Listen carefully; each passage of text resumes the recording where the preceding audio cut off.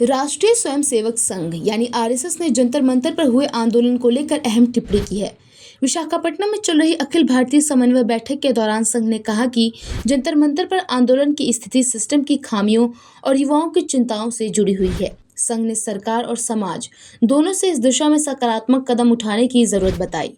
बैठक के बाद आरएसएस नेता मुकुंद सियार ने कहा कि युवाओं के मुद्दे और उनके भविष्य को गंभीरता से समझने की आवश्यकता है। उन्होंने कहा कि राष्ट्रीय संस्थानों और राज्य सरकारों से जुड़े सिस्टम में मौजूद खामियों के कारण युवाओं में असंतोष बढ़ रहा है। ऐसे में इन समस्याओं का समाधान करना जरूरी है। मुकुंद सियार ने आंदोलन के दौरान हिंसा से बचने की अपील भी की। उन्होंने कहा कि किसी भी समस्या का समाधान सकारात्मक तरीके से होना चाहिए और केवल टकराव या अव्यवस्था से कोई रास्ता नहीं निकल सकता। इसके लिए सरकार और समाज को मिलकर काम करना होगा और व्यवस्था की कमियों को दूर करने की कोशिश करनी होगी। बैठक में युवाओं पर बढ़ते नशे के प्रभाव और उन्हें सकारात्मक दिशा देने को लेकर भी चर्चा हुई। इसके अलावा जनसंख्या संतुलन, पारिवारिक मूल्यों और संघ के काम के विस्तार जैसे मुद्दों पर मंथन किया गया।